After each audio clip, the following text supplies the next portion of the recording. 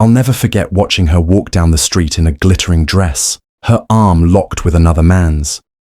My fiancée, the woman I was weeks away from marrying, had traded me for a millionaire's promise. But when it all collapsed and she came begging at my door, I wasn't the same man anymore. My name is Marcus Hall. I grew up in a small town where dreams were simple. Find someone you love, build a family, and grow old together. I thought I'd found that with Claire, my college sweetheart. We dated for 5 years, got engaged, and were just months away from our wedding. Before I continue, make sure you subscribe. Your support keeps this channel alive. Now let's rewind to where it all began. We didn't have much. I worked long hours as a mechanic, while she studied interior design. We shared takeout dinners, laughed about bills, and promised that one day things would get easier. She told me love mattered more than money. I believed her. Then came Andrew Cole, a flashy businessman who moved into town. He drove a Maserati, threw expensive parties, and seemed to drip money. Overnight, he became the talk of the town. And Claire, she noticed. At first, it was innocent. She admired his house, his clothes, his charm. But admiration turned into excuses. I'm going to his party for networking, or he offered me a chance to design one of his properties. I didn't argue. I trusted her. Until one evening, I stopped by her place with flowers and saw her through the window, laughing in Andrew's arms, a glass of champagne in her hand. My heart froze. When I confronted her, she didn't even deny it. Marcus, she said coldly, I can't build a future on your small paycheck. I want more. Andrew can give me that. And with that, she walked away, leaving me humiliated, broken, and mocked by the same people who once envied our love. I collapsed under the weight of it all, ended up in the hospital for a week. While I lay there, she was flying on Andrew's private jet, showing off a diamond bracelet, living the life she thought I could never give her. But time reveals the truth. Andrew's empire wasn't built on brilliance. It was built on scams, real estate fraud, laundering, fake investments. The feds swooped in fast. His empire crumbled overnight. His cars seized, his mansions locked, and Claire, she had tied herself to him completely. When Andrew was sentenced to 40 years in prison, she lost everything. Her designer clothes were repossessed, her accounts frozen, her name dragged through tabloids.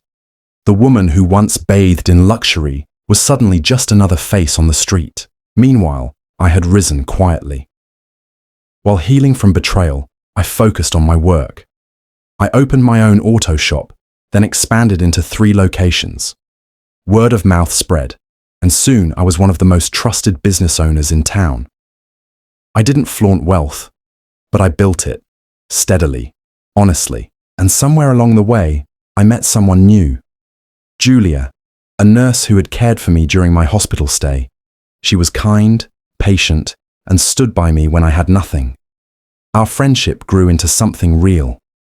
By the time Andrew was locked away, Julia and I were living together, building a future on loyalty and respect. One stormy evening, there was a knock at my door. I opened it to see Claire, soaked, trembling, her once perfect hair a mess. She clutched a torn handbag like it was all she had left. Marcus, she sobbed, I was wrong. Andrew ruined me. I should have stayed with you. Please, I have nowhere else to go. Can we try again? For a moment, I stared at her, my mind flashing back to the day she left me in tears. The cruel words about my paycheck, the humiliation that nearly destroyed me. Behind me, Julia appeared, her eyes firm and unshaken. He already has someone, she told Claire sharply. And it's not you. Claire dropped to her knees, begging, her voice cracking. Please, Marcus. I'll change. I'll be the woman you wanted me to be. Just don't leave me out here. But I wasn't the man she left. I had grown, healed, built something real, and I wasn't about to trade my peace for her regrets. I looked her in the eyes and said quietly, You threw me away for money. Now that it's gone, you think you can run back. But love doesn't work like that.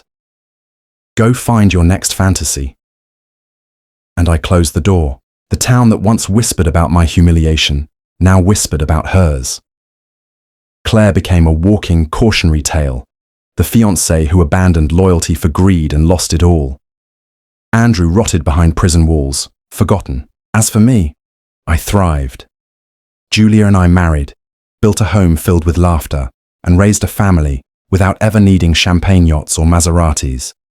We had something richer: loyalty, honesty, peace, and that, in the end, was the sweetest revenge. Not anger, not bitterness, just living a life so full and real that the betrayers could never touch it again. Because when someone betrays you for glitter, the greatest justice is shining brighter without them.